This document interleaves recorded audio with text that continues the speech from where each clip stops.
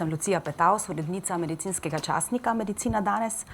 Danes se res počutim kot v eni veliki dnevni sobi, ker imam vedno take teme, da zanimajo tiste prave ljudi, ki jih jaz želim vedno videti. Danes je prvi pomladni dan, je tudi dan poezije, pa ljudi z Downovim sindromom, pa tudi tisti dan, ko bomo na moje veliko veselje strokovnjaki, ki smo jih danes povabili sem, pač malo podebatirali, kako smo pripravljeni na novo dobo zdravljenja redkih bolezni in prihajajočih novih specifičnih, predvsem pa genskih terapij.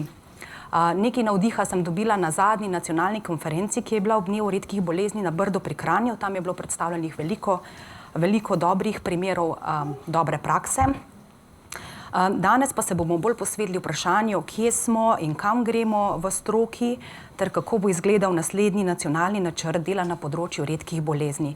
Upam, da sem pridobila čisto ta prave strokovnjake, moram pa že takoj opravičiti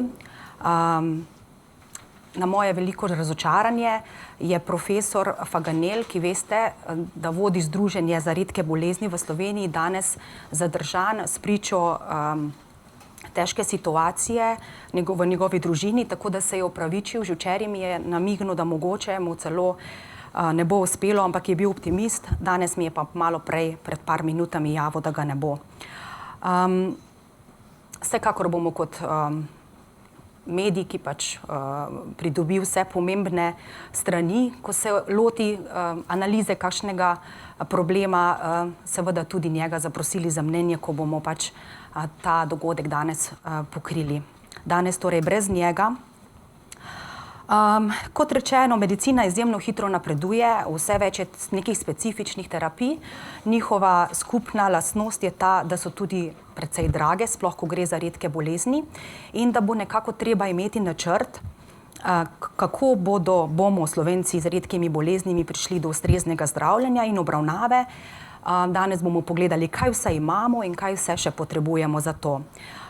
Zdelo se mi je tudi po zadnji konferenci, kjer smo bili na Brdu pri Kranju, da je bistveno nekako sodelovanje in to tako konstruktivno sodelovanje med vsemi deležniki, in zato imam danes tukaj precej sogovornikov, tudi predstavnikov deležnikov, ki morajo pač na področju redkih bolezni nujno sodelovati in se pri tem usklajevati. Najprej bomo pogledali, kako zdravljenje, obravnavo in tehnološki razvoj na področju redkih bolezni vidijo tisti, ki vsak dan delajo z ljudmi z redkimi boleznimi, to so zdravniki. Tu imamo predstavnike strok, ki že imajo izkušnje z delom v nacionalnih centrih. Moram pa odkrito povedati, da nam tudi zelo manjkajo hematologi oziroma hematoonkologi, ki jih danes ni tukaj, so se tudi opravičili. In za zdaj, trenutno, kot uvodničarko v debato vabim docent dr. Luco Lovrečič z Inštituta za genetiko, ki je predsednica Združenja za genetiko pri Slovenskem zdravniškem društvu, je tudi koordinatorka Orfaneta, glavne podatkovne baze, je specialistka klinične genetike in tudi laboratorijske medicinske genetike. Skratka, ima vse kvalitete, da lahko danes predstavi, kje smo. Zdaj, redka bolezen je vsaka tista bolezen, ki prizadene manj ali enako enega na 2000 prebivalcev. Vendar pa so nekatere še dosti bolj redke in se dejansko pojavljajo tudi s pogostnostjo samo 1 na milijon. Zdaj, za nas, ki res vsakodnevno gledamo bolnike z redkimi boleznimi, je to rutina. Naj povem, da na Kliničnem inštitutu za medicinsko genetiko, kjer delujem, v povprečju vsak dan postavimo eno diagnozo redke bolezni bolniku v Sloveniji. Ene izmed 5 do 8 tisočih. Toliko jih namreč obstaja in večina je genetskih.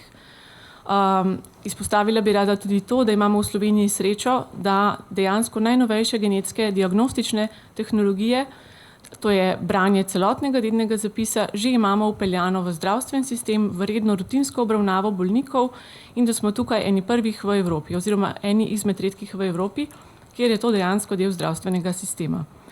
Še nedolgo nazaj pa ni bilo tako. Pa ne, da ni bilo tako pri nas, tako ni bilo nikjer v Evropi. Na zemljevidu v desni polovici, bi rekla, diasa, vidite, da dejansko je zastopana bolj razvita severna-zahodna osrednja Evropa, v kateri je bilo pred dobrimi 10 leti opravljena ogromna študija, opravljajo je Eurordis Care, to je največje združenje bolnikov, krovno evropsko združenje. In sicer v teh 16 državah je 6000 bolnikov, ki so bili izbrani preko združenj pacientov, samo za 8 najpogostejših redkih bolezni, za katere bi verjeli, da bi jih vsak zdravnik, specialist moral prepoznati, če bi srečal bolnika, tako so vseeno dovolj pogoste. No, ti pacienti so izpolnili obsežno anketo, to so samo 3 glavni zaključki, ki so bili pravzaprav šokantni v negativno smer. Kar četrtina bolnikov je namreč od začetka bolezni pa do postavitve diagnoze čakala 5 pa vse do 30 let. 40% je imela od začetka napačno postavljeno diagnozo in 1/4 pacientov ni bilo povedano, da je bolezen genetska. Torej, ne samo, da prizadeva njih, ampak da je nevarna tudi oziroma da za njo lahko zbolijo ali pa so že zboleli tudi drugi člani družine. V tistem času je tudi Evropa to prepoznala kot pomemben skupni izziv in priporočilo Sveta Evrope, ki je bilo spisano oziroma objavljeno ali potrjeno leta 2009, je dejansko redke bolezni prepoznalo kot pomemben izziv na področju evropskega zdravstva. In sicer zaradi skupnih značilnosti teh velike skupine bolezni so tudi izzivi, s katerimi se srečujejo bolniki, družine, mi zdravniki, pa tudi farmacija, zdravstvo, zavarovalnice, dejansko podobni. In zaradi tega so takrat predlagali v okviru tega priporočila skupne aktivnosti. Zakaj gre? Rekli smo, da so redke bolezni, bi človek mislil, se redko pojavljajo, prizadanejo malo populacije. Vendar pa, ker jih je 5 pa vse do 8000, tako so zaenkrat ocene, dejansko prizadanejo 6 do 8% splošne populacije. To je pa že velika številka, za vsak zdravstveni sistem. Ne samo to, bolezni so kronične, pomeni, če ima bolnik to bolezen, je bolan celo življenje, ne ozdravi. Zaradi tega je zelo ključno, da se kakovostno pristopi k obravnavi teh bolnikov in tudi, da so te oskrbe in spremljanje teh bolnikov enakovredne, oziroma da je dostopnost do tega za bolnike po celi Evropi enakovredna, zaradi pravice do enakosti zdravljenja. Zaradi vsega tega že omenjenega, ker so redke, ker jih ne prepoznavamo dobro, je tudi potreben globalni pristop celotne Evrope na področju razvoja, raziskovanja, diagnosticiranja, novih terapij in tudi povezovanja teh bolnikov. Prav tako so ključna združenja bolnikov, ki pogosto prevzamejo vodilne vloge. In nenazadnje tudi kodiranje teh bolezni, da povsod po Evropi ena koda pomeni eno izmed teh 8000 bolezni. Ne boste verjeli, ampak tudi to je zelo težko doseči in tudi to je ena od smernic teh priporočil.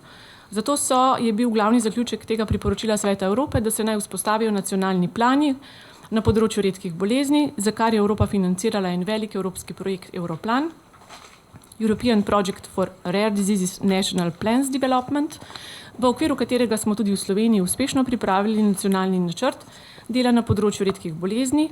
Pod okriljem ministrstva in predstavnikov glavnih deležnikov je bil spisan in pripravljen 2011 ter 2012 potrjen s strani zdravstvenega sveta. Ta plan vsebuje obdobje do prihodnjega leta, torej nekako s prihodnjim letom se ta načrt izteče.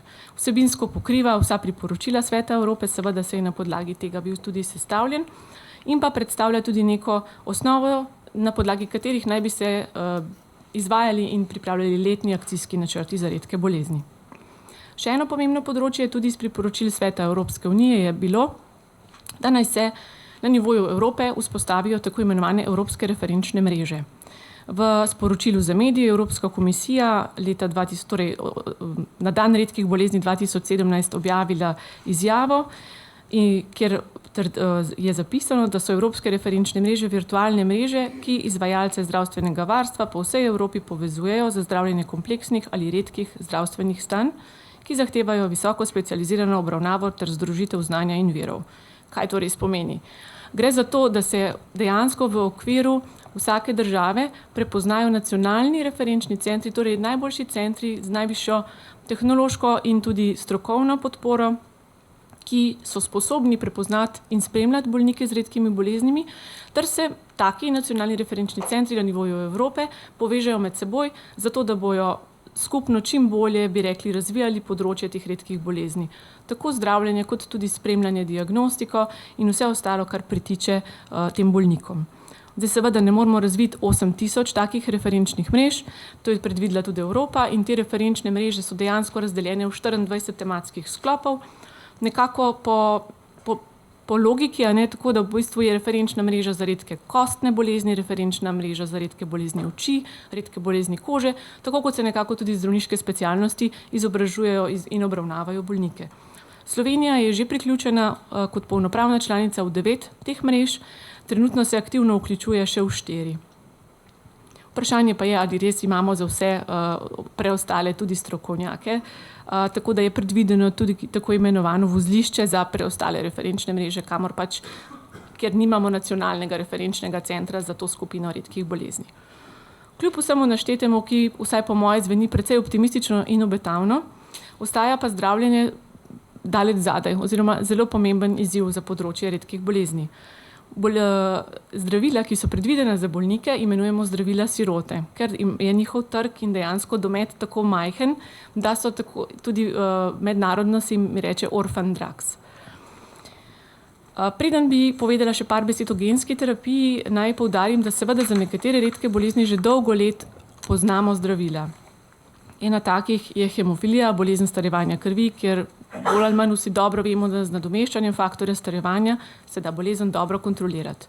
Tudi nekatere metabolne encimske bolezni, kjer gre za zelo, bi rekli, ozko ali pa majhno okvaro v sistemu metabolne poti, za samo pri manjkovanje enega specifičnega encima, lahko z nadomeščanjem, tako imenovano encimsko nadomestno terapijo, uspešno zdravimo recimo bolnike z Gaucherjevo ali pa Fabrijevo boleznijo. Seveda pa smo rekli, ostaja ogromno število redkih bolezni, za katerih trenutno ni nobenega zdravljenja in večina je genetskih. Zakaj je tak problem? Za vsak razvoj zdravila si verjetno predstavljate, da je potrebno ne samo ogromno administracije, ampak tudi leta in leta poskusov, ki se začnejo najprej na celičnih modelih, živalskih modelih, pa potem pri zdravih posameznikih, pa pri bolnih posameznikih, tako da v bistvu skozi klinične študije traja leta in leta, do 10 let ali več razvoj enega takega zdravila. Poleg tega je potrebno imeti tudi dovolj bolnikov, da se da oceniti uspešnost neke nove terapije. Zdaj, bolnikov vsake izmed teh redkih bolezni je zelo malo. Tudi bolnikov, ki bojo zdravilo rabili, je zelo malo. Zato farmacija ne vidi praviloma interesa sploh, da bi podpirala razvoj teh zdravil. Izračunano je bilo namreč, da se denar, ki bi ga morali vložiti v razvoj tega zdravila, pravzaprav ne bo nikoli povrnil potem s prodajo tega zdravila. Tako da je dejansko potrebno z nekimi dodatnimi ukrepi stimulirati in namensko usmerjati razvoj tudi na področje redkih bolezni. To je seznam redkih bolezni, zdravil sirot. Od leta 2006 pa do 2018 nisem preštela, verjetno je nekaj več kot 100 zdravil naštetih, ki so potrjene strani Evropske agencije za zdravila, da se uporabljajo kot zdravila sirote. Rekli smo, da je bolezni približno 8000, vsak mesec odkrijemo kakšno novo. Danes smo pri genski terapiji, samo ta zdravila, ki so obkrožena, dejansko delujejo pod nekakšnim terminom genske terapije. Na kratko bi vam predstavila spinrazo, ki sem si jo izbrala zato, ker je bila lani zelo prisotna v medijih in ker je dejansko eno redkih zdravil, ki dramatično izboljša zdravje bolnikov. Tako da pravzaprav bi rekla, vsaj mene osebno zelo pozitivno preseneča. Zakaj gre pri tem zdravilu? Zdravilo je namenjeno bolnikom za spinalno mišično atrofijo. To je huda bolezen, kjer odmirajo dejansko nevroni, ki oživčujejo živčne celice. Mišične celice, torej živčne celice odmirajo, posledično mišične celice niso oživčene in zato propadajo. Bolezen ima več podtipov, pogosto prizadene, torej od tipa od 1 do 4, nekaj tudi predrojstno se že kaže, tista je prav nepreživetvena, ampak tip 1 in 2 se pokaže v dojenčkovem obdobju. Ti otroci zaradi te bolezni nikoli samostojno ne sedijo oziroma sedijo samo ob opori ali če jih posedemo. Nekateri umirajo pred 2. letom, veliko jih umre pred 25. letom, z zelo hudimi pravzaprav težavami na vozičkih, težko dihajo. Zdravilo, ki ga je razvilo, ki je bilo razvito leta 2017 in 2018, upeljano tudi v slovenski, bi rekla, pripeljano do slovenskih bolnikov, pa pravzaprav premosti gensko napako. Namreč pri tej bolezni gre za to, da je okvarjen gen, ki ima kratico SMN1 In ni okvarjena samo ena kopija tega gena, ampak sta okvarjeni obe kopije tega gena. Če si predstavljate, mi imamo cel dedni zapis podvojen, ker dobimo pol od mame, pol od očeta. Ti bolniki imajo obe kopiji gena SMN1 okvarjeni, kar hkrati pomeni, da so njihovi starši prenašalci, ki nimajo nobenih težav. Mami in oči nosita eno okvaro, eno okvarjeno kopijo in eno zdravo kopijo. Pri otroku sta se pokombinirali obe okvarjeni kopiji, zato je zbolel. No, konkretno pri tej bolezni pa je ta sreča, da ima človeško telo rezervno kopijo SMN2, ki pa žal zelo slabo deluje, sicer pri zdravih posameznikih, ker ima eno majhno spremembo v primerjavi s kopijo SMN1. Vendar pa je z razvojem zdravila bilo, bi rekli, raziskano in omogočeno to, da so umetno sintetizirali kratko zaporedje dednega materiala, DNA, ki ga za lumbalno funkcijo vnesejo v centralni živčni sistem, in dejansko to zdravilo se prilepi na dedni material ter omogoči, da ta kopija SMN2 prevzame zelo aktivno vlogo in da se zelo aktivno prepisuje v svoji polni delujoči obliki ter tako premosti gensko okvaro. In če pacient to dobi pravočasno, dejansko se popolnoma ustavi napredovanje bolezni. Če mu damo, torej še preden se bolezen izrazi v prvih mesecih življenja, če vemo, da bo zbolel, kar pa je mogoče z genetskim testom, bi rekli, odkrit, potem dejansko, vsaj zaenkrat, bodimo realni, zdravilo je leto dni na tržišču, ampak zaenkrat kaže, da dejansko popolnoma ustavi napredovanje bolezni. Torej učinek dramatičen in fantastičen. Vendar cena, letno zdravljenje za enega bolnika stane od 300.000 do 500.000 evrov. Koliko je teh bolnikov? Ta bolezen je ena najpogostejših čisto zares dednih bolezni v Evropi. Vsak 50. približno je prenašalec, nisem nas preštela, ampak verjetno sta 1 do 2 prenašalca v tej sobi, kar pomeni, če se najdeta kot par in imasta otroke, imasta 25% tveganje, da se jima rodi otrok s to boleznijo. Tako da bolezen je redka, ampak je precej pogosta s stališča genetskih bolezni. Torej je verjetno pomemben zalogaj za zdravstven sistem. To je ni mišljeno, da bi videli, na levi polovici so naštete države Evrope, različne vrstice in tekst ob njih v različnih barvah pa dejansko pomeni, v kateri fazi je to zdravilo v posameznih državah. Kar pomeni, v fazi mislim, da uporabe in odobritve strani, da bi se vpeljalo v zdravstven sistem. Kar pomeni, da kljub temu, da so fantastični učinki, da je zdravilo na voljo, da deluje, da ga je potrdila Evropska agencija za zdravila, vseeno je še potrebno ogromno nekih korakov in usklajevanj na nivoju vsake države, da to dejansko pride do pacientov. Kje smo na področju genske terapije? To je bil zdaj en tak resnično izjemen primer. Takih ni drugih primerov, vendar pa se je mehanizem in postopek je dokazal, da je mogoče. Mogoče je vplivati na izražanje genov, nas bi rekli, pretentat celico, da zamaskiramo njeno genetsko okvaro. Zelo aktivna so raziskovanja, podobno pri nekaterih drugih boleznih, kot je Huntingtonova bolezen, dušenova mišična distrofija, hereditarna transteratinska amiloidoza, v glavnem to so neke bolezni, ki mogoče nekateri prvi slišite za njih, ampak prav tako je dokazano, da bi s tem mehanizmom kratkih umetnih DNA zaporedij lahko te bolezni eventuelno preprečili oziroma pretentali naše celice, da bi genetsko napako zakrili. Vendar pa je problem vedno spremljanje učinkovitosti. Kdaj bomo rekli, da je nek odgovor na terapijo dober? Kdaj bomo ocenili, da je zdravilo dovolj učinkovito? Kdaj je dovolj učinkovito, da država financira te visoke zneske? Ali to pomeni, da bolezen ustavimo, da jo preprečimo, da samo izboljšamo kakovost življenja, da samo podaljšamo življenje? Ali to skozi oči pacienta ocenjujemo izboljšanje kakovosti življenja, skozi oči zdravnika, skozi oči družbe? Da niti ne rečem, da se pravzaprav s tem genske terapije nismo še niti dotaknili. Skozi ta primer in vse, ki so danes obstoječi, mi dejansko vplivamo samo na izražanje genov, na neko gensko napako, da jo zamaskiramo. Ideja zadaj v, bi rekla, raziskovalni sferi ali pa razvoju zdravil je ta, da bi dejansko popravili genetski zapis.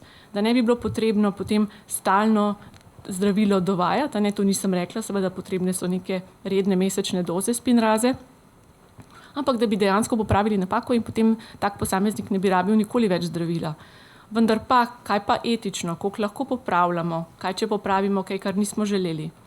Hkrati, ali popravimo samo bolnika, ali vplivamo na njegove zarodne celice, ter posledično na vse naslednje generacije. Čim spremenimo zarodno celico, pomeni, da smo človeški genom spremenili in da bo šel iz roda v rod.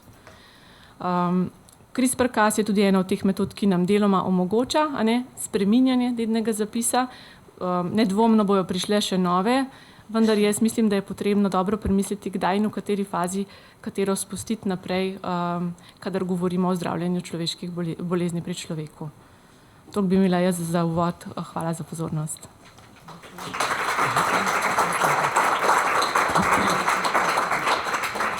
Hvala lepa. Doktor Lovrečičeva, kar se lahko vrnete nazaj. Hkrati bi pa povabila še druge razpravljalce. Slišali ste, zdaj bo mogoče tema še malo se razširila. Lepo vabim gospod Tanjo Mate, ki je z nami z Ministrstva za zdravje, gospoda Marjana Sušlja, seveda direktorja zdravstvene zavarovalnice ZZS. Sem zelo vesela, da ste tukaj. Z nami so tudi docent dr. Uroš Grošelj, specialist pediater s Pediatrične klinike Ljubljana, profesor dr. Blaž Koritnik, specialist nevrolog z Nevrološke klinike v Ljubljani in pa last but not least, profesor dr. Franc Terle, zdravnik, akademik in trenutno predsednik zdravstvenega sveta. Skratka, zaenkrat ostanimo še za kratek čas na področju zdravljenja redkih bolezni in novosti v genetski terapiji. Jaz bi rada še od dveh zdravnikov slišala njune dosežke oziroma njune poglede na to, kako vidite razvoj. Ob tem bi še enkrat opozorila, kar je že dr. Lovrečičeva rekla, 80% redkih bolezni je res genetskega izvora, ampak govorimo pa tudi o drugih terapijah tukaj, ki prihajajo, ki so posebne in v veliki večini primerov, kot smo rekli, izjemno drage. Mogoče z vami, dr. Grošelj, začnemo.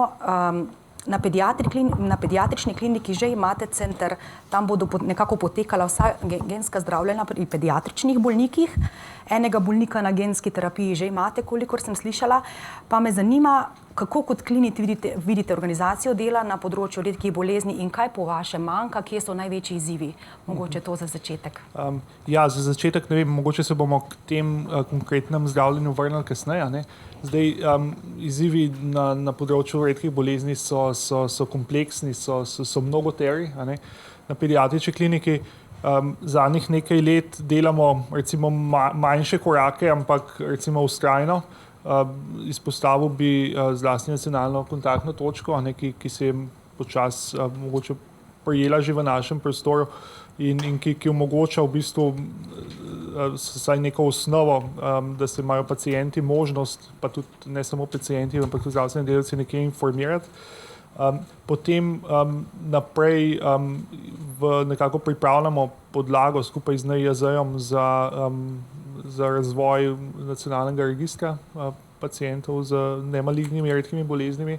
To upam, da bomo v tem letu naredili en korak naprej. Potem zagotovo se zelo veliko dogaja tudi na področju razvoja novih zdravil. Tukaj je bilo lansko leto, kot ste omenili, že na pediatrični kliniki dokaj, bi rekel, prelomno, vsaj mogoče v tem izhodiščnem smislu. Pod vodstvom profesora Battelina je bil dejansko ustanovljen center za gensko terapijo, ampak zaenkrat je to v bistvu še le neko, recimo temu, izhodišče, kamor bomo v prihodnjih letih v bistvu vlagali več energije. Smo pa v bistvu v lanskem letu že, mogoče, če se kar tukaj dotaknem, uspešno seveda v centru v tujini zdravili prvega našega bolnika, to je za razliko te spinraze, ki je bila že predstavljena, gre v bistvu za to klasično obliko genske terapije, se pravi, da je bil popravljen genski zapis tega pacienta s pomočjo v bistvu, se pravi, virusnega vektorja in pa se pravi, s pomočjo virusnega vektorja je bil spremenjen genski zapis matičnih krvotvornih matičnih celic, ki so bile odvzete temu pacientu in nato vrnjene nazaj. Se pravi, po naših podatkih je to prvi primer v Sloveniji res te genske terapije v ožjem smislu, ki je bil seveda sicer v centru v Milanu izveden, ampak v bistvu v koordinaciji tudi z naše strani. Tako da to je mogoče majhen korak, vse skupaj, ampak je pa v bistvu pomemben korak v pravo smer, predvsem se pa nakazuje tukaj recimo neka, bi rekel, precej velika sprememba paradigme. Tisti, ki mogoče spremljamo tudi to strokovno literaturo, v bistvu smo tudi v zadnjem letu dni opazili veliko število študij, ki so pokazale uspešne raziskave, ki v bistvu prinašajo dokaze učinkovitosti posameznih genskih terapij za zelo različne bolezni in te produkti že prihajajo na trg. In to bo treba v bistvu samo klinično obravnavo teh skupin pacientov bo treba temu prilagoditi. To v bistvu ni zdaj več, se pravi, genska terapija vemo, da je že od praktično leta 90 za vogalom, ampak tokrat je pa res za vogalom, ko prvič verjetno doslej, zato ker v bistvu je raziskovalna skupnost rabila približno 30 let, da je premostila najprej bariere glede učinkovitosti genske terapije, potem bariere glede toksičnosti, da je razumela dovolj biologijo, se pravi čist virusne vektorje, celično biologijo in tako naprej, da so bili sposobni premagati vse te bariere in da so dejansko prišle prve zares učinkovite genske terapije na trg. Mogoče, če povzamemo, ta genska terapija bo seveda tudi za plačnika, za organizacijo zdravstvenega sistema velik izziv. Cena genske terapije pravilno se danes vrti okoli €1 milijon, ampak moramo pa vedeti, da s tem dostikrat zdravimo neke bolezni, kjer s temi ponavljajočimi aplikacijami mogoče za zdravljenje stane mogoče petino toka. Se pravi, da je na dolgi rok lahko to tudi, ne smemo gledati tega kot nek strošek, ampak verjetno celo v nekaterih primerih kot lahko velik prihranek za sistem. Tako da jaz sem tudi pogledal, mogoče tudi to, koliko velika sprememba se obeta na tem področju. Če pogledate portal clinicaltrials.gov z geslom genska terapija in od več kot 3700 zadetkov, kar pomeni, da dejansko se moramo začeti v resnici v tem trenutku pripravljati na to množico dejansko novih možnosti za bolezni, ki so lahko tradicionalno potekale na nek zelo hud način in kjer bojo morda bolniki končno dobili neko upanje, da bo bolje. Mogoče sam še to omenim, na pediatrični kliniki v lanskem letu smo tudi izvedli razširitev presajanja novorojencev na skupino zdaj 19 oziroma 20 redkih bolezni, kar je tudi nek pomemben korak neke predsimptomatske zgodne diagnostike tistih redkih bolezni, ki jih je mogoče zgodaj odkriti in ki jih je tudi mogoče zgodaj zdraviti. Se pravi, to bo tudi v tem ekosistemu celostne obravnave pacientov z redkih bolezni je pomembno tudi zgodno predsimptomatsko pravočasno odkrivanje, ki bo temelj tega, da bo možno te paciente na to uspešno zdraviti. Mogoče to za začetek. Hvala lepa. Še enega klinika bomo slišali, dr. Koritnik. Nekako te terapije, ki je bila zelo uspešna, smo jo že danes dvakrat omenili, prihajajo tudi v odraslo populacijo. Mislim, da nedavno je bilo celo to zdravilo, v začetku marca, tako. Se pravi, prihaja pa tudi zdravilo za dušenovo mišično atrofijo, izjemno zanimiv je razvoj pri lateralni sklerozi oziroma amiotrofični lateralni sklerozi. Recimo, kaj je značilno za vse te vaše bolnike z redkimi boleznimi, kako živijo, se zdravijo, vemo, da to ni pač pediatrična populacija in kako kot klinik vi vidite recimo razvoj oziroma organizacijo zdravljenja pa obravnave redkih bolezni. Kaj bo to za vas pomenilo, recimo, ko prihajajo te terapije tudi v odraslo populacijo? Dobar dan. Zdravljenje nevroloških bolezni pri odraslih se do neke mere podobno temu, kar smo zdaj slišali, in veliko teh principov velja ravno tako tudi za bolnike, za odrasle bolnike, pa vendar so določene specifike, ki naredijo zadevo lahko rečem še nekoliko bolj zakomplicirano. Če se na primer pogovarjamo že o zdravljenju bolnikov za spinalno mišično atrofijo, kjer smo slišali, da je ključno, da se začne zdravljenje čim bolj zgodaj, je seveda pri zdravljenju ljudi v odrasli dobi to že tako ali tako, da rečem, zamujeno. Se pravi, da so to ljudje, kjer se je bolezen razvila že pred mnogimi leti, ne? Pa vendar to ne pomeni, da takšnega zdravljenja pri njih ne uporabljamo. Ne? Že dileme pri tem, pri registraciji zdravila so pravzaprav bile precej velike in kot smo videli na tem seznamu v različnih državah, se tega različno lotevajo. Ni povsod enotno stališče, da zdravijo vse paciente s tem. Sicer pa sem jaz kot nevrolog, jaz se ukvarjam največ z boleznijo ALS, pa z živčno-mišičnimi boleznimi, in ravno živčno-mišične bolezni so tiste bolezni, kjer se ta napredek pri zdravljenju, kjer je najbolj očiten v zadnjih letih. Zato seveda mene navdaja to z velikim optimizmom in veseljem, da se to naše področje nevrologije, ki je bilo tradicionalno, lahko rečem, kar zapostavljeno, kjer ni bilo nobenih nekih učinkovitih zdravljenj. Včasih si zdravniki predstavljamo za kakšno zdravilo, da je učinkovito, ampak če se postavimo korak nazaj, lahko rečemo, da marsikatero zdravilo prav nič ne pomaga na ta način, da bi zares naredilo to, kar bi si pacienti želeli. Ne. Danes prihajamo v obdobje, ko zares lahko rečemo, da imamo in bomo imeli učinkovita zdravila. To seveda pomeni, da se tudi in še posebej v odrasli nevrologiji in na področju živčnih mišičnih bolezni spreminja koncept pristopa k obravnavi bolnikov. To pomeni, naprimer, jaz lahko najbrž zelo veliko govorim ravno o SMA, čeprav še nismo začeli z zdravljenjem, pred 10 dnevi je bilo zdravilo odobreno in se ravno te dni dogovarjamo, kdaj bo prvi pacient prejel zdravilo. Ampak tukaj se vidi, ne, kateri elementi vsi so pomembni, da lahko spremeniš koncept, da uvedeš nek nov pristop, ne samo, da predpišeš neko novo zdravilo, ki je pač eno od tisočev zdravil na listi, ampak da to zdravilo za sabo potegne kup enih drugih stvari. Lahko začnem že s tem, da nismo preveč dobri v tem, da znamo, ko se začne obetati neko zdravilo, prešteti, koliko pravzaprav bolnikov bo to zdravilo potrebovalo. Ne. Register imamo, uzakonjen register imamo, ne, smo še na začetku, ampak seveda je to edini pravi korak v to smer.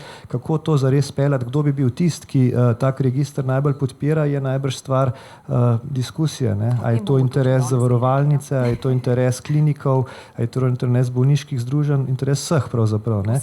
Ja. Ampak to je ta prvi korak, ki zaenkrat še malo manjka pri teh uvodnih, teh prvih zdravilih, ki vstopajo na trg. Potem je pri nas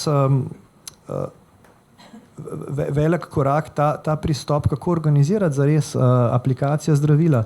Ko bomo dosegali tista zdravila, ki jih lahko enkrat v življenju damo, pa če tudi so zelo draga, to v resnici ne bo velika obremenitev za klinike. Bo veliko veselja za malo truda pravzaprav. Ampak zaenkrat je velika večina teh zdravljenj takšnih, da zahteva kontinuirano uporabo, kontinuirano aplikacijo. Pri nekaterih zdravilih je to lahko kot primeru SMA 4-krat na leto. Pri nekaterih zdravilih, ki se zaenkrat kažejo kot potencialna zdravljenja, celo da recimo pacienti prejemajo zdravilo vsak dan 14 dni v mesecu. Ne. To zahteva od klinikov ali pa od sistema reorganizacijo. Ne. Zahteva principe, naprimer dnevni hospital, zahteva naprimer možnost zdravljenja na domu z agencijami, ki aplicirajo infuzije, ne, ki jih nimamo v Sloveniji, saj jaz ne vem, da bi obstajale. Ne. Tako da to potegne za sabo precej široko reorganizacijo, potegne za sabo tudi dosti bolj natančno spremljanje teh bolnikov. Če hočemo mi oceniti za neko drago zdravilo, ali učinkuje ali ne, potem moramo seveda zmeriti, kako to zdravilo deluje. Zmerimo pa tako, da takšnega pacienta povabimo, da naredimo pregled, da naredimo številne neke meritve, preiskave in tako naprej. In to vse skupaj takšna zdravljenja potegnejo za sabo. Jaz sem ne glede na vse skupaj vseeno velik optimist. Zelo me veseli, da smo na pragu takšnih zdravljenj. Zelo me veseli, da bomo ponudili pri teh težkih boleznih, ki so imele samo pot navzdol, možnost, da jih v najboljšem primeru pravočasno ustavimo in popravimo, v nekem srednjem primeru, ki smo mu že priča, pa da jih vsaj zelo zaustavimo pri njihovem napredovanju. In veseli me, da se je zgodila ta okrogla miza, ker se mi zdi, da s tem, ko spletemo vezi med vsemi deležniki, bomo lahko skupaj prišli do sistema, ki bo za paciente in za celo družbo prijazen in učinkovit. Hvala lepa. Zdaj bomo pa prosili profesorja Strleta, da se bo malo postavil nad vse. Ste nekako predstavnik trenutno najvišjega posvetovalnega telesa pri ministru za zdravje. Skozi vaše sito grejo načeloma vse nove terapije, vse tehnologije in tako naprej. Vemo, da niso popolni ti naši evaluacijski modeli in tako naprej, ampak recimo kako v konkretnem primeru redkih bolezni vi vidite vlogo zdravstvenega sveta, morda tudi v prihodnosti. Tudi mogoče vi ne boste več tam ali pa bo kakšen drug kolega. Ja, saj to se je že zgodilo. Torej, jaz bi prosil za 2 popravka. Jaz 3 leta nisem več tretje leto nisem več predstojnik klinike in 2 dni nisem več predsednik zdravstvenega sveta. Ker ste vezani na mandat, torej, zdravstveni svet je 3. Ne? Ampak to bo še trajalo, da vas odstranijo z interneta. Danes je drugi dan, ne? Ko je drugi dan nisem več. Ja. Torej, mandat zdravstvenega sveta je vezan na mandat ministra, ki se konča takrat, ko to ugotovi, odstop v tem konkretnem primeru v parlament. To se je zgodilo pred nedavnim. Ne, nisem. Niste več? Aha, ok. Nisem. Tako da zdaj lahko govorim kot, kako se reče? Neodvisni akademik. No, naprimer, ali pa izražen privatno mnenje.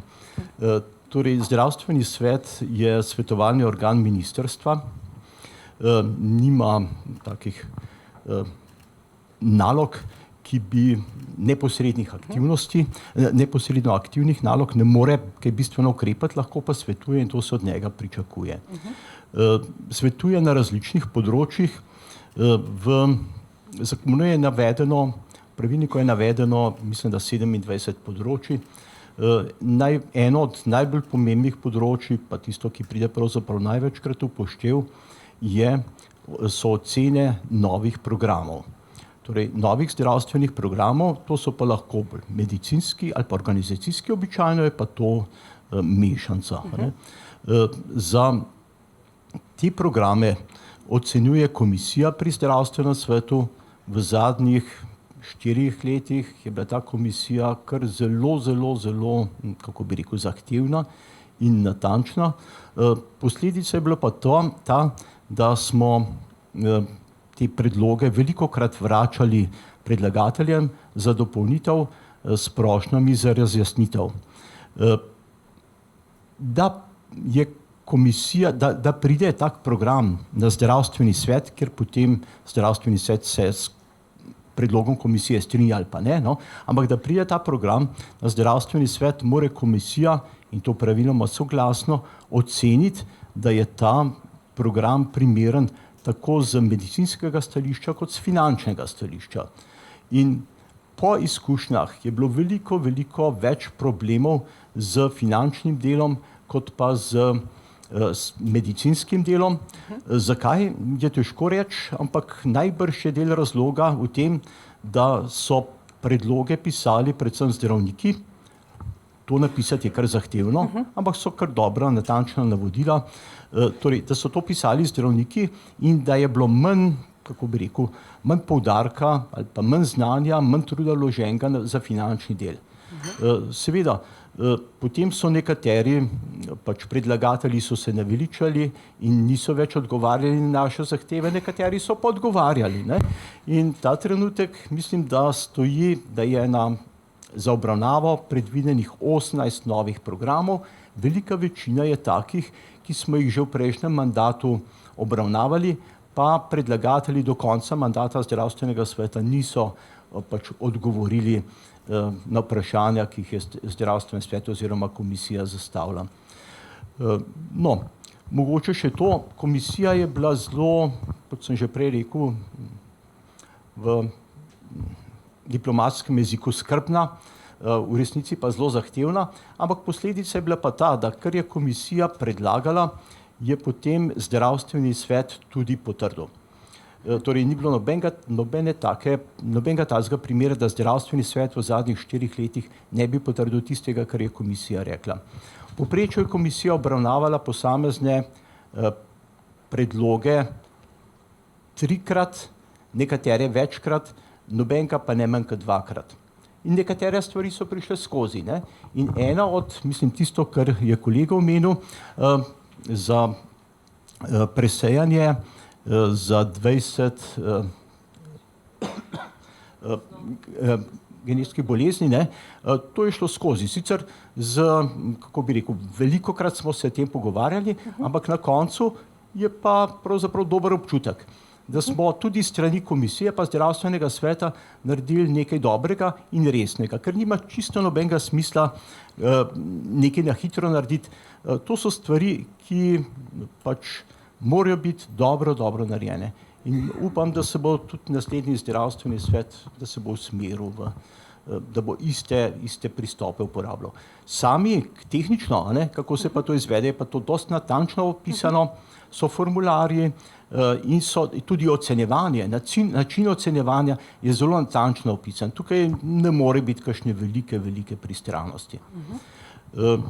No, to v glavnem mogoče jaz upam, da bo zdravstveni svet razmeroma hitro začel delati in da bo dobil tudi kakšne take predloge, ki bodo v korist tudi tem bolnikom z redkimi boleznimi.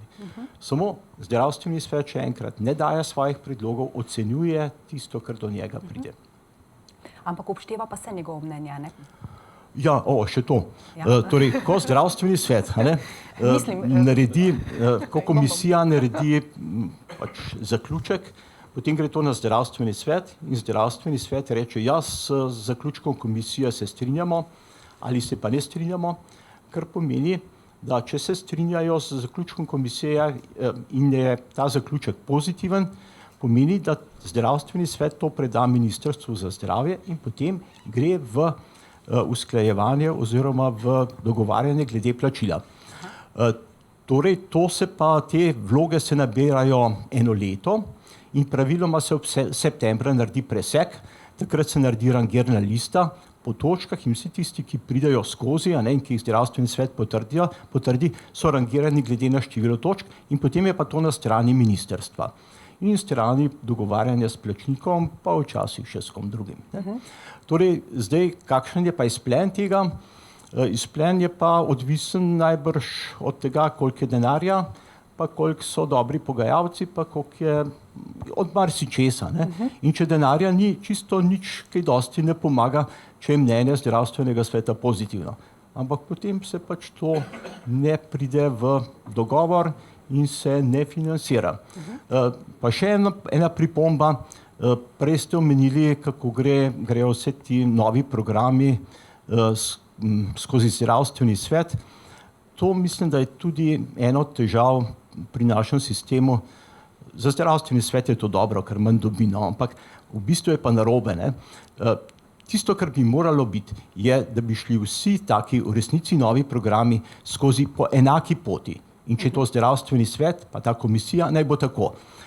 Težko je pa sprejemljivo, da eni grejo po poti, ki je pač določena skozi zdravstveni svet, nekatere stvari grejo pa kar tako, da se med sebojno dogovarjajo in gre mimo zdravstvenega sveta. In pravzaprav za enkrat nimamo, vsaj zdravstveni svet nima podatkov, ima podatke, koliko je šlo vlog skozi zdravstveni svet, nima pa podatkov, koliko jih je šlo mimo.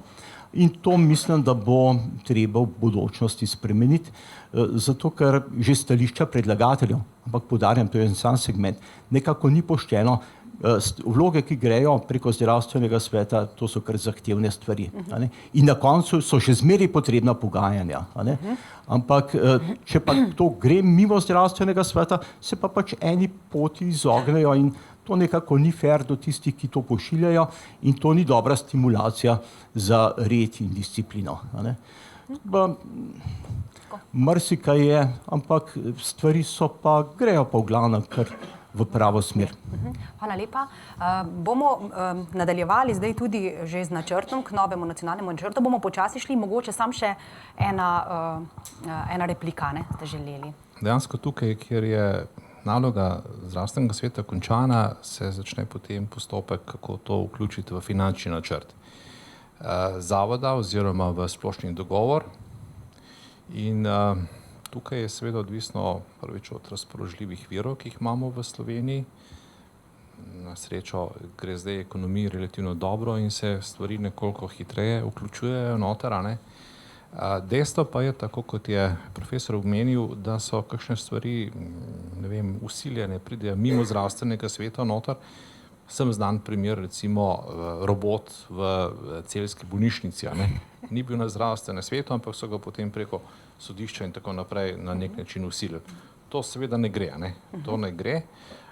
Druga misel, ki pa se mi tukaj pojavlja, seveda cenim zdravstveni svet in to ureditev pač imamo, ampak na daljši rok mislim, da bi morali to funkcijo na nek način v državi profesionalizirati.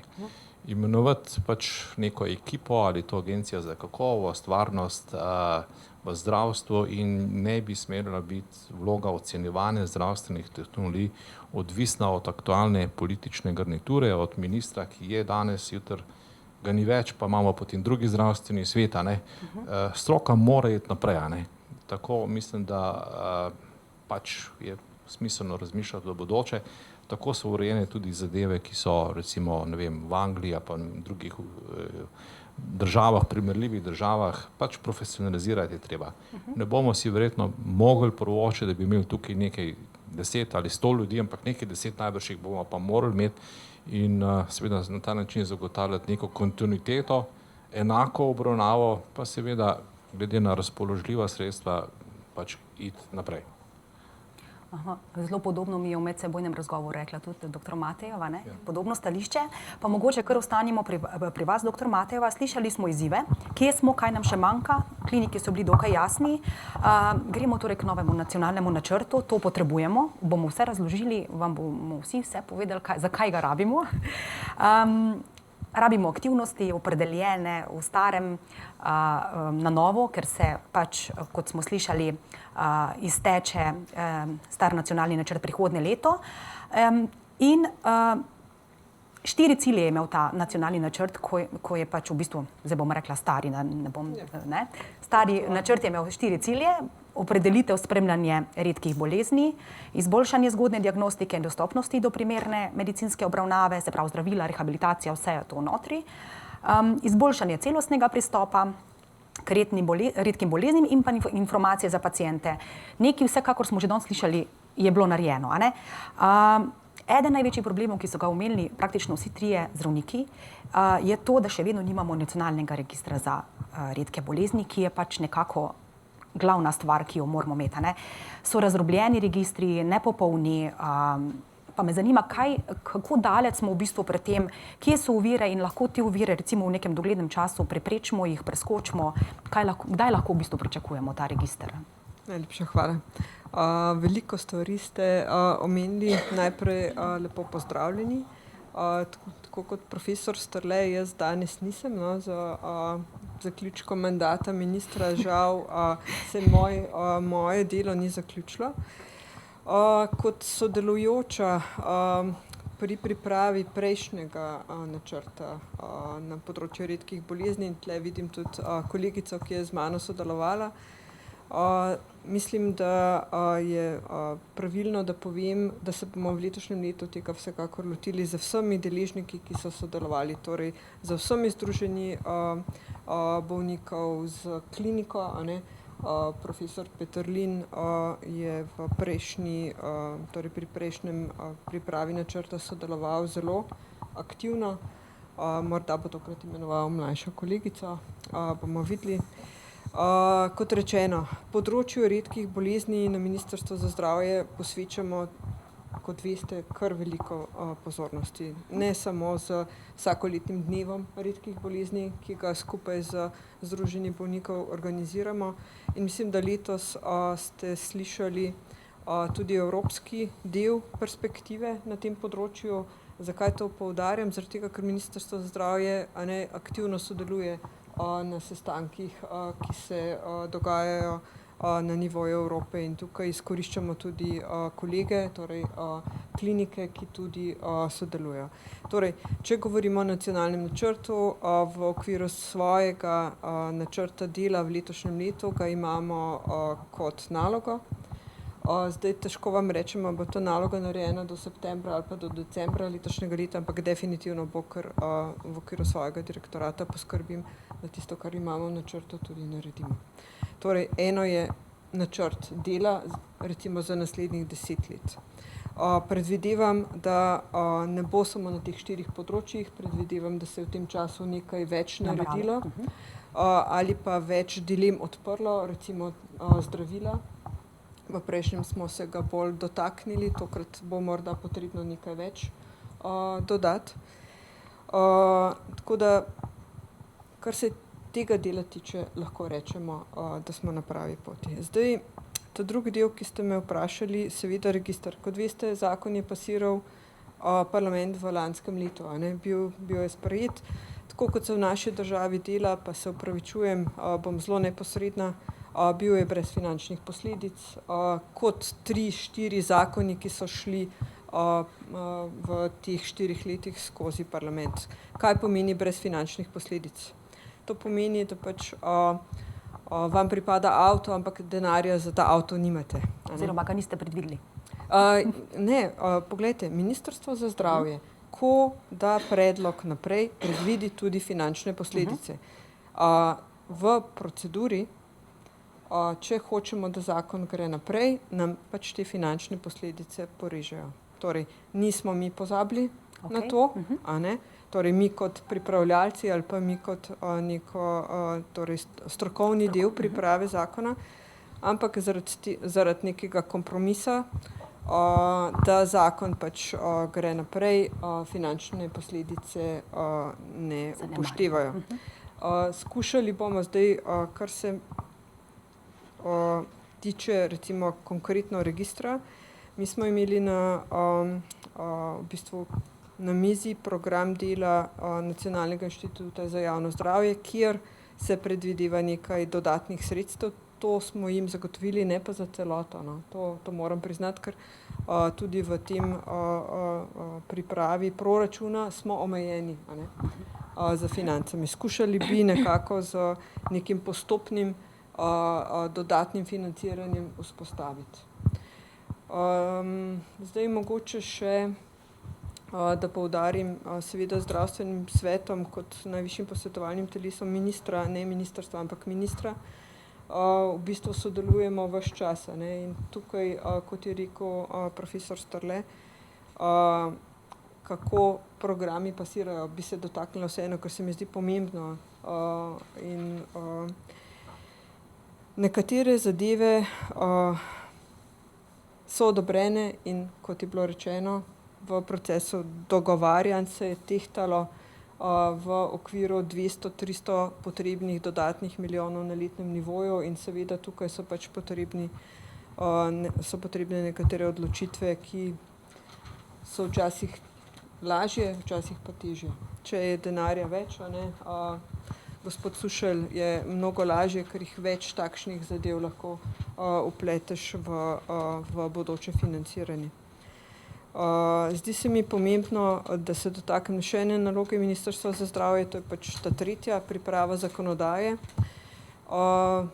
Nekaj mojih sogovornikov tukaj ve, da smo pripravili predlog novega zakona o zdravstvenem varstvu in zdravstvenem zavarovanju. Zakaj to povem? Zaradi tega, ker to, o čemer sta govorila tako profesor Strle kot gospod Sušelj, kako v bistvu vključevati nove programe, nova zdravila, nove tehnologije v slovenski zdravstveni sistem, moramo seveda definirati na nivoju zakona. Zdaj, kot veste, v naši državi imamo agencije zelo obskurne, če greste majčkeno pogledat na Google, a ne, boste našli agencije za marsikaj. Agencije za kakovost in varnost žal še nismo uspeli v zadnjih 20 letih narediti. Zdaj, zakaj ne, bom jaz težko odgovorila, ne, morda tisti, ki so dalj časa v tem lažje. Smo pa predvideli, profesor Strle se spomni, zaradi tega, ker smo predstavljali predlog zakona, ker menimo, da je to potrebno, ker bo pregledno, ker bo natančno povedano, zakaj je katera zadeva prišla v sam sistem in zakaj nekatera zadeva ni prišla. In jaz mislim, da si mi vsi to zaslužimo. Hvala lepa. Ja. Izvolite. Tukaj bi sam to dodal, tudi nekaj smo o tem govorili zadnjič na Brdu, tudi že, sama vsebinska podlaga za register je praktično definirana. Se pravi, register naj bi glede na zakonsko podlago vzpostavil na NIJZ, skrbnik registra je definirana pediatrična klinika. Samo vsebinsko smo, se pravi, skupina, ki so sestavljali strokovnjaki NIJZ pa pediatrične klinike, smo nekako uspeli, pa to je bilo izhajalo še iz tega projekta, ciljnega raziskovalnega projekta, analiza in razvoj področja redkih bolezni v Sloveniji, ki je bilo 2015-2017, kjer so bile tudi druge inštitucije vključene. Vsebinska osnova za register je praktično zaprta, oziroma izhodiščna osnova. Ta register je zelo pomembno tudi kompatibilen z evropskim registrom, predlogom, kar se nam je zdelo zelo pomembno pri pripravi. Tako da tukaj bo potrebno predvsem mislim, na tej ravni recimo, da se pa taka stvar sprovede, pa treba tudi neke volje, mogoče politične in mogoče organizacijske. Tukaj smo pa mogoče te strokovnjaki, ki smo bili vpleteni, manj močni včasih, da se tudi na tem nivoju stvari premaknejo, ampak jaz sem optimist, da bi bilo to možno v bistvu relativno hitro narediti, če bo volja ustrezna, oziroma če bodo tudi sredstva za to. Tudi tukaj smo mi nemočni, ki to pripravljamo. Okay. Še mogoče ostanemo nekoliko pri vas, pri stroki, pač tudi vprašanje za dr. Lovrečič in za dr. Koritnika. Kaj v kliniki pomeni, kje se pozna, da nimamo tega nacionalnega registra redkih bolezni? Je vprašanje pomembno tudi recimo za to, za odločanje, kdo dobi terapijo, recimo podobne stvari, lahko pokomentirate. Ja, zdaj Evropa nas uči, ali pa iz dobrih praks se lahko učimo, da je to dejansko podlaga. Praviloma je tako, da če nisi v registru, če nisi kodiran, če nimaš neke unikatne kode, ki točno sama pove, koda sama pove, katero bolezen imaš, kateri podtip bolezni imaš in katero zdravilo je zate primerno, pravzaprav nisi upravičen do zdravila. Tako je v razvitem svetu. Seveda, tako kot smo slišali, obstajajo neki razdrobljeni registri, zaradi pač zgodovinskega razvoja tudi pri nas in so legitimni in ni nič problematičnega, ampak dejansko mora biti taka zbirka podatkov, kjer si predstavljate, kjer gre za osebne podatke pacienta, spremljanje pacienta. To je ogromna prvič količina podatkov, ki jih mora klinik zbirati redno. Poleg tega je tudi to veliko osebnih podatkov. Tako da to mora biti zakonsko urejeno, da sploh smemo zbirati te podatke. Mi bi jih že radi zbirali, ne samo zaradi dostopnosti do zdravljenja, a ne tudi za dogodek, kot je danes. Če me danes vprašate, koliko imamo bolnikov, takih pa takih, jaz lahko ocenim, ampak če bi imela register, bi pa vedeli točno, koliko jih je, in v kateri fazi bolezni so. Tudi ocenili bi, koliko potrebujemo denarja za terapije, ker zato moramo vedeti, koliko bolnikov imamo, to pa ne moramo vedeti, če nimamo registra. Tako da v bistvu je register pa kodiranje, sta pravzaprav podlaga za vse.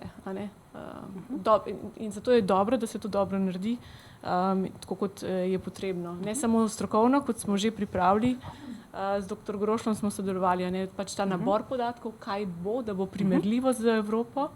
To je pač strokovni del, je končan. Zdaj pa je treba še na drugih nivojih to speljati. Kje boste, dr. Koritnik, recimo vi imeli izzive zdaj, ko še ni tega, ko še nimamo registra?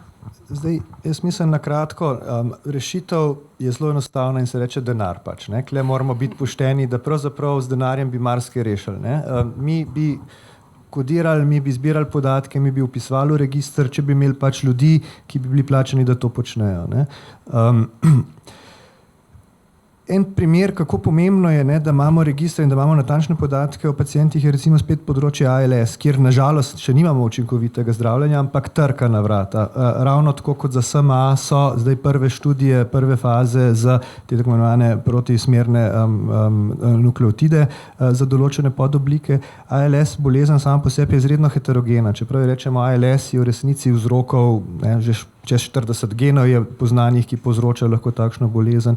In brez tega, da poznamo točno pri vsakem pacientu, kaj je tisti mehanizem, ki povzroča bolezen, tudi ne bomo pravega zdravljenja uspeli zbrati. Verjetno bo šlo, dovolj hudo je že, da so toliko redke bolezni, ampak še znotraj teh redkih bolezni imamo izredno redke podtipe.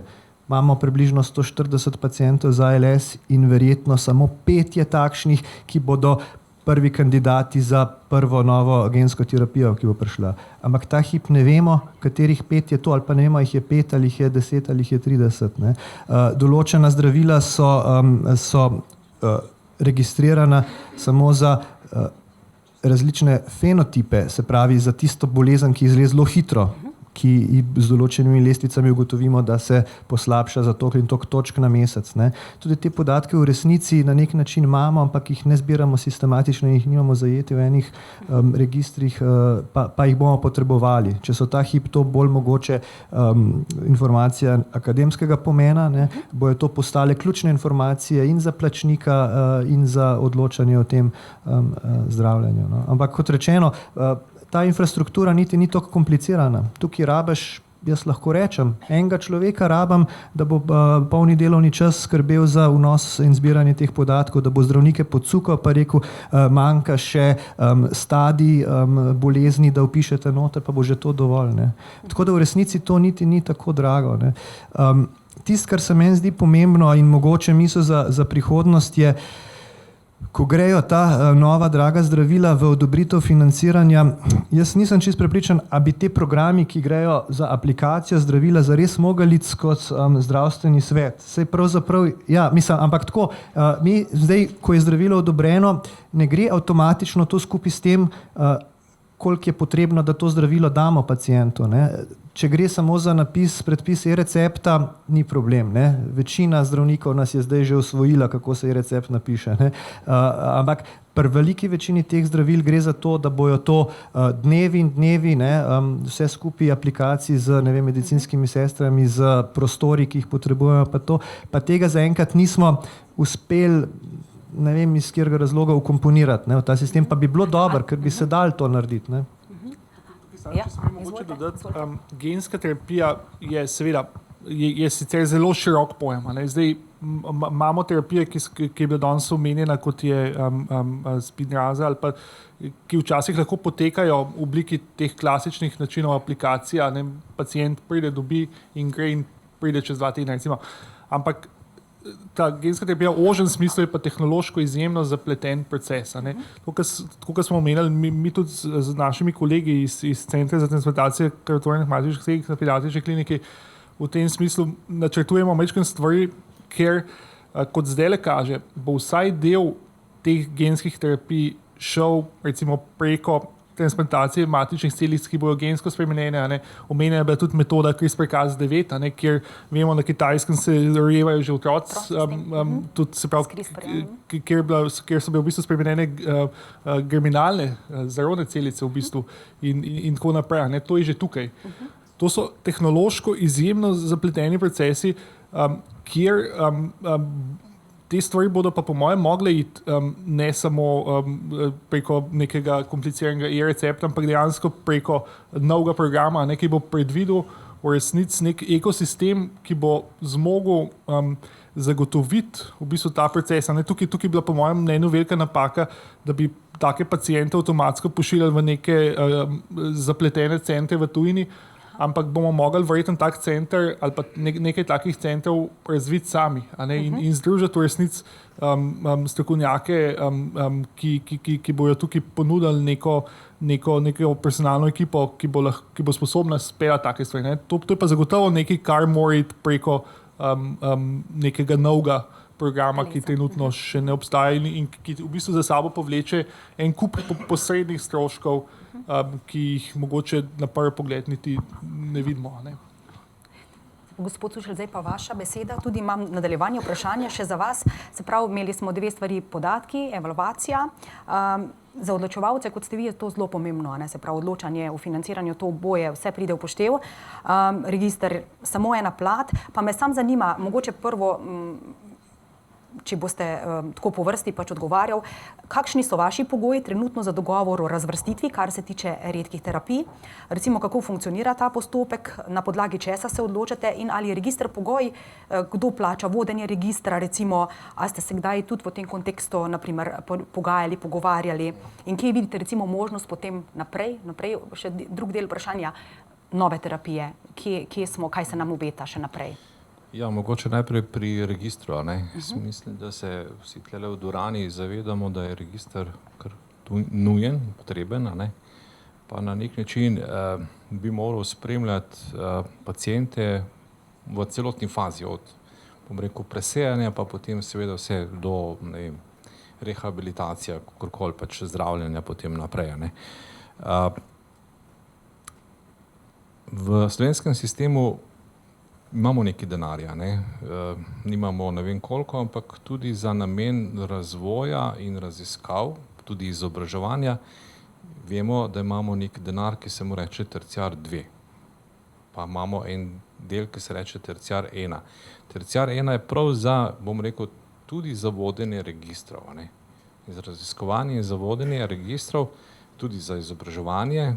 A je to prav, da je iz proračuna zdravstvenega zavarovanja ali ne, to je drugo vprašanje, ampak na letnem nivoju imamo približno 30 milijonov. In to pravzaprav ni tako malo. Projekti, ki se razpisujejo pri Ministrstvu za šolstvo, za raziskave, vemo, da se zelo težko pritepsti do, ne vem, 1 milijona za zdravstvo. Medtem ko tukaj pa imamo, vprašanje pa je, kako ta denar gre v klinike oziroma gre v terciarne ustanove. Vprašanje je, koliko uspemo, bom rekel, dejansko uporabiti za področja, ki največ prinesejo. Tukaj so registri na nek način finančno pokriti in vsebinski del, drugo pa seveda, da na nek način na državnem nivoju zadeve združimo, povežemo, to je pa naloga NIJZ-ja, ki verjetno pač neki verjetno, ampak sigurno ima to vlogo, da na nek način poveže zbirke in da tudi vaš register pač je treba povezati še s kakšnimi drugimi. Predvsem bi pa si želeli, da so ti registri celoviti, ker če si nekdo lahko privošči, ne vem, gre v samoplačniško ambulanto pa kupi neko, bom rekel, zdravstveno storitev, ki je relativno poceni, potem vemo, da si teh terapij, tega zdravljenja, ki prihajajo iz naslova, ne vem, genske terapije ali pa bioloških zdravil, preprosto noben ne more privoščiti svojega žepa. In tukaj je še kako pomembno to, da ko pač se odločimo za neke nove načine zdravljenja, ko na nek način uvrstimo tudi zdravila na seznam, ki ga plača Zavod za zdravstveno zavarovanje, da je to dosegljivo vsem, ki imajo to vrstno, bom rekel, potrebo oziroma da so indikacije jasne in da so seveda na nek način v teh registrih tudi ustrezno dokumentirane. Prej je bilo omenjeno, da smo tole zdravilo uvedli letos, Spinraza, zdravljenje s tem, tam je nekaj 100 000 potrebno za enega pacienta. In če pogledam večkrat statistiko, v lanskem letu smo povečali stroške za ta zdravila sirote, ste jih vi imenovali, v 4 letih smo 4-krat več damo denarja za zdravljenje s temi zdravili, ki so seveda zelo draga, ampak tudi zelo, zelo uspešna. Mogoče se to, da zdaj zdravimo drugače, kot smo zdravili včeraj, pa kot smo zdravili pred 10 leti, še celo premalo slišijo, pa premalo ve v slovenskem okolju. Bolj vidimo same črne zadeve. Tako da sem danes prav vesel, da slišim tukaj nekaj, bom rekel, optimizma in tudi, ko sem bil na dnevu redkih bolezni že 2 leti na Brdu, dejansko je zdravstvo na nek način s temi zdravili, pa s temi novimi načini zdravljenja dela res, ne bom rekel čudeže, ampak dramatične spremembe. Dramatične spremembe, seveda je pa to rezultat sodelovanja tako stroke, pa seveda plačnika, pa tudi odločevalcev. Ja, koliko denarja imamo za nove zdravstvene tehnologije v Sloveniji? Kakšni so obeti za prihodnje? Prosim? Kakšni so obeti za naprej, se pravi, vedno več bo stvari prišlo? Torej, predvsem mene osebno najbolj skrbi področje zdravil. Ker resnici na ljubo, tukaj je seveda tudi veliko interesa strani farmacevtskih firm, ampak tu je najhitrejši razvoj. najhitrejši razvoj, pa ne samo v naših farmacijskih tovarnah, mogoče še malo manj, ki so bolj usmerjeni na generike, ampak vemo, da je ogromno zdravil, ki pač naslavljajo področje redkih bolezni, ki dejansko še preprosto ne obstajajo. Ne. In vsa ta zdravila, cel kup jih je v pripravi, nam grozijo z zelo velikimi stroški zdravljenja. In ne vem, če smo lansko uvedli, ne vem, mislim, da je 28 novih zdravil tovrstnih v Sloveniji, jih bomo verjetno imeli v naslednjih letos, recimo še več, pa drugo leto več. Tako da dejansko bomo na nek način morali ali prihranke narediti nekje drugje. Na področju zdravil v Sloveniji smo recimo čvrsti v pogajanjih za klasična zdravila. Imamo skupine terapevtskih zdravil, kjer znižujemo cene, ampak povečujemo pa tudi proračun za zdravila. Ne. In zdaj je to že približno 15% celotnega budžeta naše hiše. Se bojim, da bomo zrasli še s tem deležem v naslednjih letih. Koliko denarja bomo imeli za zdravstvo? Tisti, ki delate in veste, da se vsak dan spopadate za stroški zdravstva, zdravljenja, vemo, da ga je malo, ne? Če pa poslušaš tam gospode v parlamentu ali pa ne vem, nekje v gospodarstvu, pa je vedno vprašanje, pa saj smo dali več, ne, iz prispevkov, pa kam je šel ta denar, ne? Tu gre, v nove tehnologije gre ta denar, ne? Gre tukaj v boljše preživetje, ne? Seveda preživetje je potem tudi drago, pa seveda tudi tisti delež, ki se, bom rekel, veže na demografske trende, ni zanemarljiv v slovenskem okolju. Če bi imeli na 2-3%, bom rekel, denarja, ki gre prav za nove zdravstvene tehnologije, bi bilo nekako, bom rekel, tako primerljivo z drugimi državami, zdaj smo pa, mislim, da smo pod 1%. No. Strgamo pa tam, kjer se da, ne, strgamo s prihranki pri zdravilih na klasičnih zdravilih, strgamo, ne vem, tudi na račun zdravstvenega osebja, ki dela relativno poceni v Sloveniji v primerjavi z drugimi, ne vem, ampak so še znotraj verjetno tudi kakšne možnosti za racionalizacijo in pač tukaj dejansko skrb za redke bolezni oziroma za paciente z redkimi bolezni bo tudi ena izmed zelo dragih skrbi v bodoče. Hvala lepa. Zdaj si lahko mislite, kako dragoceno bi bilo, če bi slišali še vidik pacienta, ne? To bi bilo bistveno drugače, oziroma mogoče tudi z kakšne drugega vidika, ki je ravno tako pomemben, zelo pomemben. Mogoče še doktor Mate, doktor Lovrečič, doktor Koritnik in gospod Sušelj, še kratko vprašanje za vas, vse štiri, kot neke, recimo, sistemce, ne? Se pravi, za odločevalca, doktor Mate, gospod Sušelj, na podlagi česa se odloča, katere redke bolezni bomo pokrivali v Sloveniji z lastnimi centri in oddelki, nekaj smo danes o tem že slišali, ali bomo pošiljali v tujino, in pa z vidika zdravnikov, se pravi, doktor Koritnik pa doktor Lovrečič, kako so centri pripravljeni na te nove terapije, ne govorim zdaj samo o genskih, ampak tudi tisti, ki potrebujejo pač posebno aplikacijo, in kaj lahko imamo v Sloveniji, kaj pa recimo bomo morali iskati zunaj. Zdaj, ste se to navezali tudi na evropske referenčne mreže? Tako, sem bila čisto prepričana, če to mislite. Zdaj seveda kam se bomo kako smo se, bi rekla, priključili do obstoječim evropskim referenčnim mrežam, ne, kot če se spomnite iz kratkega uvoda, v 9 od 24 sodelujemo. To predvsem seveda na račun, bi rekla, izjemnega optimizma strokovnjakov, ker tle gre v bistvu za to, da si ti kot strokovnjak ne samo sam misliš, kako si super fajn, ampak da si dejansko prepoznan od kolegov v tujini, kot center, ali pa kot ekipa, ki dobro in strokovno pokrivaš neko skupino redkih bolezni, a ne? In pa seveda, da tudi nacionalno si prepoznan kot univerzitetni klinični center oziroma oddelki znotraj kliničnega centra, da res predstavljamo ali pa predstavljajo ti oddelki neke res vrhunske nacionalne centre, ki so tista najboljša točka, ki je dejansko, s katero se da povezati in nuditi doma najboljše, kar pač lahko nudimo, in hkrati, da tudi eventualno, kadar ne zmoremo kadar v Sloveniji nimamo te možnosti, da znamo in imamo kontakte v tujini, da dejansko za te paciente najbolje poskrbimo. Seveda pa ne moreš se v Evropsko referenčno mrežo udeležiti kar tako samo iniciativno pridružiti, ko je tak center prepoznan, ko se sestavi ekipa, ki je vedno multidisciplinarna, ker so redke bolezni take, torej vključuje zdravnike, podporne osebe, rehabilitacijo, diagnostiko, vse skupaj, ne samo eno specialnost, pa potem mora ministrstvo potrditi tako enoto, da je res nacionalna referenčna točka, potem pa pošljemo aplikacijo v Evropsko referenčno mrežo, ki ima svoje koordinatorje, ki so pa pač bili na nivoju Evrope izbrani, in potem pač praviloma, če vse ti koraki so zadoščeni, je tudi to odobreno. Zdaj, trenutno zelo dobro pokrivamo diagnostiko genetskih redkih bolezni v Sloveniji. Večina je pač genetskih, smo šli nekaj tudi negenetskih.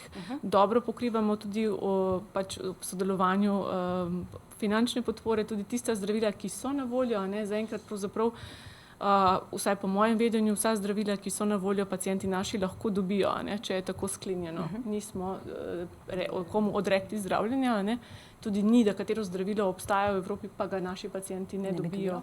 Tako da te situacije ni. Mislim, da bo velik izziv področje, ki ga je omenil dr. Grošelj, torej ta prava genska terapija. Se opravičujem, to je on dejansko rekel, kjer bi lahko domače znanje v bistvu kjer mislim, da je ne tako stroka problem, kot je problem, bi rekla, manipulacija z celicami, izolacija teh celic, manipulacija z virusi, vnos novega dednega materiala, kontrola dobra tega za potem aplikacijo nazaj v človeka, kaj to vse povzroči. Če uporabimo virus, se ta doživljenjsko izraža, ne moramo ga izklopiti, lahko se izraža še kaj, kar si mogoče nismo želeli. Tako da potem verjetno to za sabo potegne ne samo tehnološko opremo, ampak polno nekih dovoljenj, nekih agencij in komisij za delo s človeškimi celicami, za manipulacijo človeških celic, kvaliteta, možnost zlorabe. Tako da par teh tehnološko-administrativnih stvari, jaz mislim, da bo večji izziv, kot pa da ne bi bili mi tega sposobni pravzaprav res izvesti. Tako da mislim, da pravzaprav bi znali in zmogli vse, ker tle pa smo do zdaj vedno dokazali, da ne nujno, da smo na front-endu, torej nismo najboljši in najhitrejši razvijalci, ampak dobro pa obstoječa znanja optimiziramo, razvijamo in upeljujemo. To pa sigurno. Mogoče še oba dva klinika, preden da dam besedo še sistemcema. Jaz kakšnega večjega problema vsaj zaenkrat ne vidim v uporabi teh novih zdravljenj. Mislim, da zaenkrat, dokler ne bomo tam, ko bo res potrebno imeti center z dodatnim znanjem, se zaenkrat vse ta zdravila lahko aplicira v obstoječem sistemu, se pravi, gre v glavnem, v resnici je to zdravljenje za SMA še najbolj komplicirano, ker zahteva intratekalno aplikacijo, se pravi v hrbtenični kanal. Ostala zdravljenja so to v glavnem infuzije.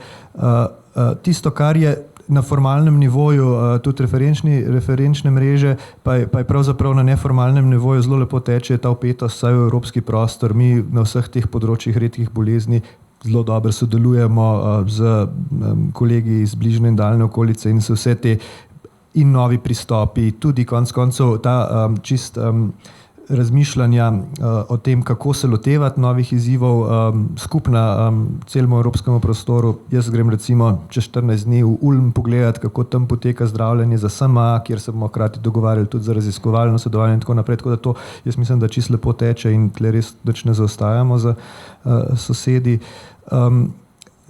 Glavni problem v nevrologiji je to, kar sem že prej rekel, pač to, da na nek način te naše notranje kapacitete so kar precej izčrpane. To pomeni, da potrebujemo nič več kot neke enostavne, potrebujemo eno dodatno sobo, pa 2 posli, take zelo enostavne stvari, za katere nimam dvoma, da jih lahko tudi dobimo.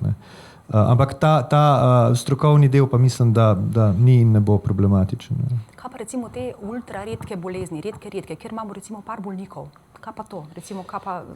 Pri nas recimo trenutno zdravimo enega bolnika z eno personalno boleznijo, enega in edinega, ne, in pač dobiva to zdravilo in to ne predstavlja kakšnega posebnega dodatnega problema. Mogoče je problem sam v tem, ko so ta zdravila za te ultraredke bolezni, mislim, to, da smo majhni, je pogosto prednost. Ne. To, da ima vsak pacient v Sloveniji samo 2 uri do glavnega centra, je fajn, ne, in je bistveno drugače kot kje drugje, maksimum.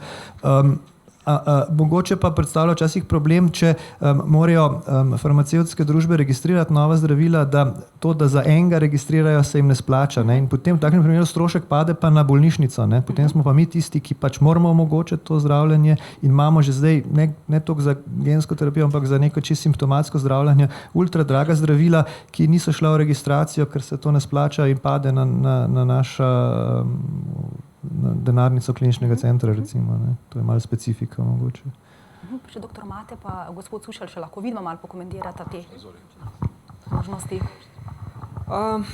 Zdaj tako, vprašanje je bilo v bistvu odločitev ali zdravljenje doma, ali zdravljenje v enem izmed evropskih centrov. Ne.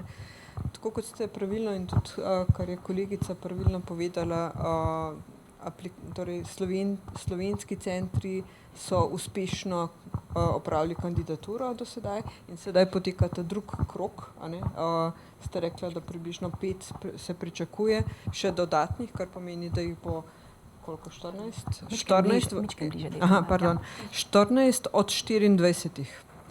Zdaj, kar se tiče vidika Ministrstva za zdravje, jaz menim, da je potrebno kakovostno in enako dobro zdravljenje, ne glede na to, ali je to v Sloveniji ali nekje v tujini. To pomeni, če je resnično ni ekspertize tukaj, potem je seveda boljše, da gre takšen pacient v tujino. Če pa ekspertiza tukaj je in kot ste slišali, bo zdaj že v približno 14 centrih v okviru evropske mreže, potem pa seveda je zadeva na strani Slovencev, tudi zaradi stroke, razvoja stroke, kot pa seveda zaradi obravnave bolnika samega, kar je pač bolj prijazno in boljše. Ali ste še kaj drugega vprašali? To je to. Še vidik plačnika. Ja, mislim, da je najboljši recept za eno državo take dimenzije, kot je Slovenija, znanje in sodelovanje. Pred leti smo kar veliko naših pacientov pošiljali na genetska testiranja v Rim. In ko se je konstituiral inštitut za klinično genetiko, se te zadeve izvajajo kvalitetno doma in v zadovoljstvo seveda tudi pacientov oziroma zavarovancev. Taka zgodba o uspehu so tudi testiranja, presejanja, ki smo jih uvedli na pediatrični kliniki.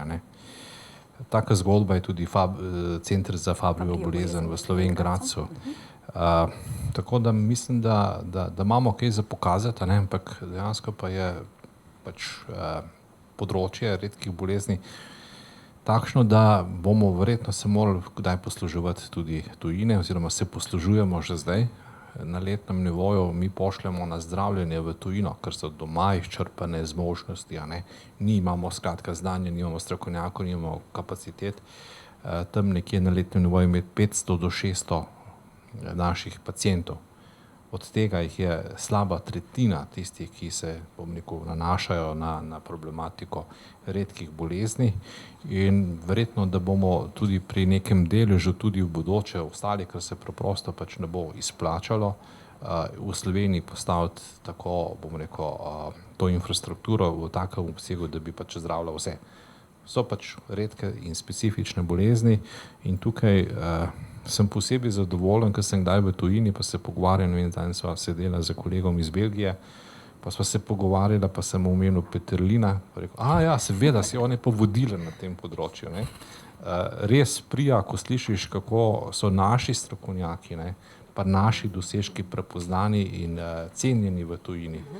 In v tej smeri mislim, da smo lahko ponosni na naše strokovnjake in seveda, kjer je možno in nudimo tudi pogoje, da bodo še tako naprej uspešno in učinkovito delali. zdaj smo pa že dobro uro porabili. Zadnji cilj programa, starega programa, ne, ki mu bo verjetno sledil tudi nov program, jaz ne vidim razloga, da mu ne bi, me je navedel na eno vprašanje in sicer cilj je omogočiti kakovostno informacijo za bolnika. Slišali smo, da pediatrična klinika že ima neko kontaktno točko. Ali je tako kontaktno točko, ne vem, zato sprašujem, ne, pričakovati tudi recimo pri odraslih bolniki, kdo bi jo prevzel, je to opcija, je to mogoče ena od rešitev? Seveda, dr. Grošelj. Ja, kar izvolite. To ni pediatrična klinika, mislim, točka pediatrične klinike, ampak je za nacionalno kontaktno točko. Tako da tukaj je... Ampak upravljate jo? Upravljajo pa pediatrična klinika. Pediatrična klinika, zdaj, zakaj pediatrična klinika upravlja, vemo, da je približno 3/4 redkih bolezni se manifestira v pediatrični dobi. Z učinkovitimi programi zgodnega presajanja odkrivanja bi lahko ta delež še povečal. To pomeni zgolj po neki logiki, posledica v bistvu neke naravne logike teh bolezni taka, da je pediatrična klinika tista, ki je morda najbolj poklicana ali pa včasih najbolj usposobljena za tako upravljanje, bi bila pa lahko ta točka tudi kjerkoli druge. Sem toliko mogoče. In cilj te točke je biti v bistvu reprezentativen, zbirati tudi informacije, bolezni, ki so lahko tiste, ki prizadenejo, lahko tudi ljudi šele v odraslosti in tako naprej.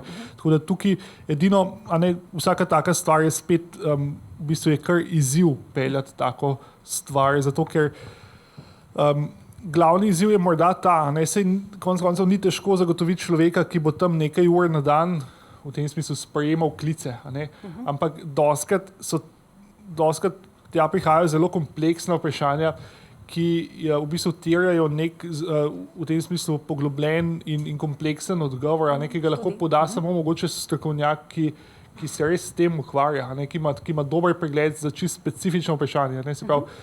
In to pa je izziv, kako to zadevo organizirati na ta način, da bo dejansko funkcionirala na ta način, da bo dostopna v bistvu informacija, ki bi bila podana z nekega strokovnjaka, hkrati so pa strokovnjaki, ki se ukvarjajo z redkimi boleznimi, praviloma že po definiciji svojega posla precej obremenjeni. V tem smislu sistem dostikrat, ko obračunava konec koncev neke storitve redkih bolezni, ne zaznava vsej svoji kompleksnosti. Jaz z lahkoto zase rečem, da imam s pacientom z redko boleznijo 20krat toliko dela kot z pacientom s pogosto boleznijo, hkrati pa mogoče mi je obračunana storitev na enak način. Na enak način. To se je v bistvu bolj nanašalo moje vprašanje na podatek dr. Lovrečičeve, ker je rekla, da od 5 do 30 let ostajajo nediagnosticirane bolezni oziroma so napačno diagnosticirane kakorkoli v tem smislu, kjer bi se dali dobiti podatki, naprimer, ki bi ljudje dobili informacije, ki so bolj poglobljene, take kot je pač omenil. Izvolite.